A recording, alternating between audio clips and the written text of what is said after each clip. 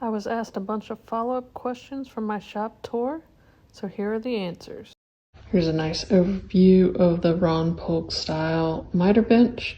So my previous shop, I had a door that swung open, thus the doorknob went right there, so I had some walk-by space. And then the miter bench, this bench is a lot taller than the average bench, so I think this is around 30 or so, 32. I can't remember what a table saw is, so I've made a lot of work surfaces that tall, but I really like having something that totally comes up mid-belly on me. I have mixed feelings about as far as the open storage. Obviously a lot of dust, debris, even though it's relatively clean right now, but just sort of mess ends up happening. It's great for like weaving hoses through to my chop saw.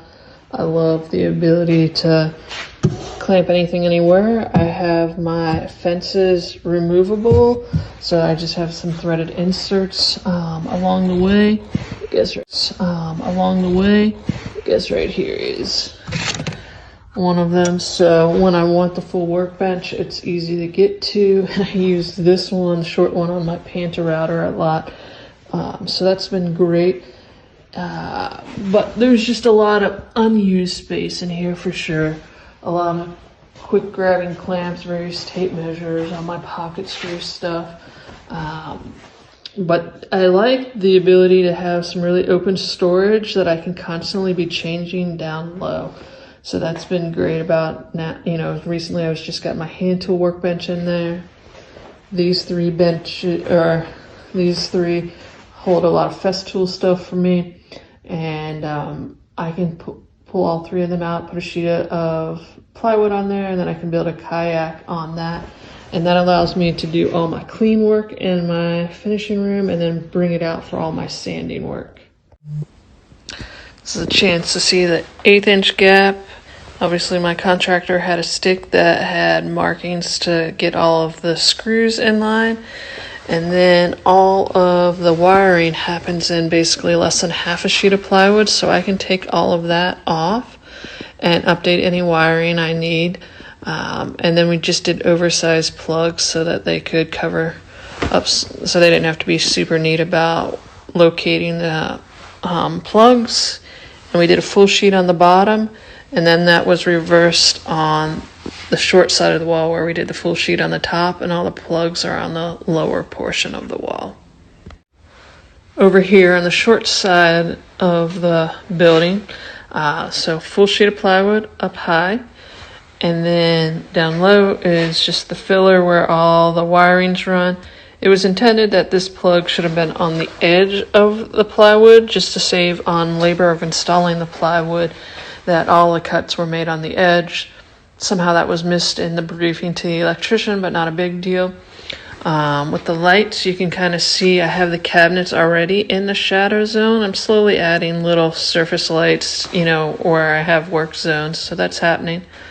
My lights are American Green light, and they are 5K. And I have 3 strips of them running the full shop. I was asked about other details of my shop, so I thought I'd highlight. I have just this really simple V or U, and I have some threaded inserts, and I actually have 3 different spots on my workbench that I can just install this. And depending on where I'm using it, I find that my sander falls over all the time if I don't have it really hanging in a secure way. So that's a way to keep my nice sander in good shape. I was asked about how I decided the layout of all my tools. In my previous 2-car garage, I found that I really liked the tight triangle between the table saw, the miter saw, and my workbench. And so in some way I wanted to duplicate that. Now I have a lot more space, so it's really common that I have one of the 2 mobile workstations, like one spaced out over here, one over there, and then I have a few cabinets that are just left over from a friend's kitchen, their old kitchen, that are just my mobile cabinets. And so anyway, when I just had the square footage decided upon, I thought about having the joiner and planer over in this area, but I needed the tall ceiling, so that's how they got sent down here. In my shop, I have power assigned in this corner for either a big dust collector,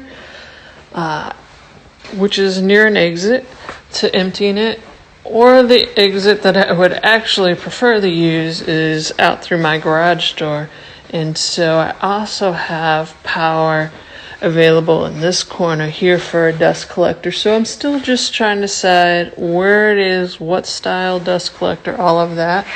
And it's been nice actually being in the shop for almost a full year doing projects. Like I find that with the bandsaw, I bring it out here a lot to kind of get away from my plywood so I can do long resawing.